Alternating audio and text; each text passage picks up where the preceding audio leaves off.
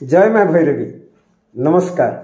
पाठी सार हसपेड़ी संख्या 10 बहुत दिन धरी आपण मैंने अपेक्षा करते तेज पाठी सार हसपेड़ी संख्या 10 टाइटल हूँ आज लोभी कलासूता। जमारू भूलिबेनी सब्सक्राइब करेंगे मनोज पाठी हलचल।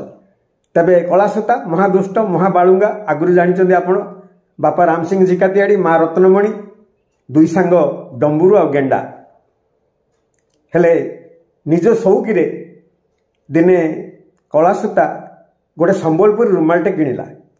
तार दाम हूँ 100 टंका। 100 टंका देखिए संबलपुर रुमालटे किणला। 5-6 दिन पर से पुराणा कटक रु ब्रह्मपुर आसवाई जिते मनस्थ कला से ब्रह्मपुर बस को अपेक्षा कला पुराणा कटक बस स्टैंड रे। बस बहुत भीड़ थिला। ठीक समय बस आसिला। बहुत गहली थिला। दुष्ट पिला तेणु बस चक्का उपरे चढ़ी से नुआ रुमालटी को से भितर सीट रखिला। गोटे बस कर्नर सीट रे से पकेला ए सीटा मोर बोलिकी। किंतु जो बस भितर से पशिला जो सीट रे से नुआ रुमालटा तार 100 टंकार नुआ रुमालटा संबलपुर रुमालटा पकई से सीट रे आउ जने लोकटे बसीगला। से लोकटा को पचारला आज्ञा आज्ञा मोर रुमालटा ये मुझे रखी से लोकटा कहला को रुमाल एडी रुमाल फुमाल किसी ना मु तो थी मु तो बसला बेलू किसी रुमाल नथिला। कलासूतार मन दुख है। दीर्घ 205 किलोमीटर से दिन राति सी स्टांडिंग रे आसिला।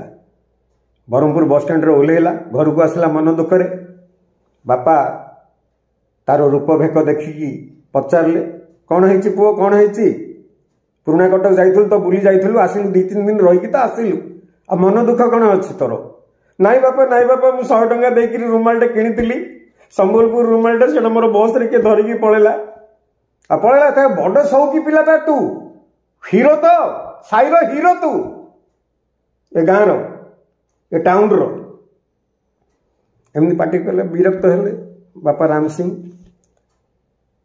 माँ रत्नमणि रोसई साउड पार्टी कले कहीं से पिलाटा उपरे विरक्त होच रुमालटा हजिगला आ गोटे रुमाल से ना किणब तापर एत विरक्त कहीं होच। राम सिंह जिकातियाड़ी चुप रहिले।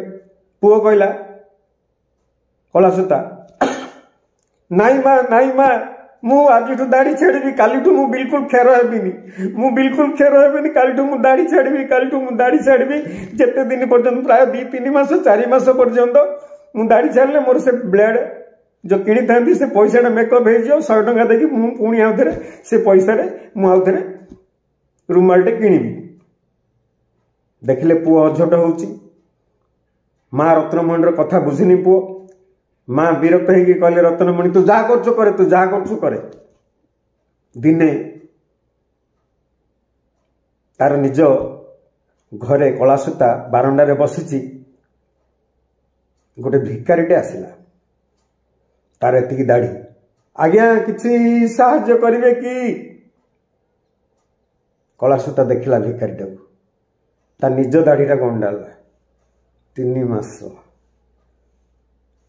मास भिकारीर एतिकी दाढ़ी। भिकारटा पाखु जाई पचारला आज्ञा गोटे कथा कहबी किसी खराब भाविबेनी आपण नाइ बे तू 6 मास तले कि वर्षे 2 वर्ष तले को बस रे किंबा ट्रेन रे ब्लैंकेट फ्लांकेट कि कंथा पंथा हजई दी कि केमती लगिला जोकटा। आउरी एमती नुआ नुआ जोक्स आनिबा कार्यक्रम को सब्सक्राइब करेंगे जमारू भूलिबेनी मनोज पाठी हलचल।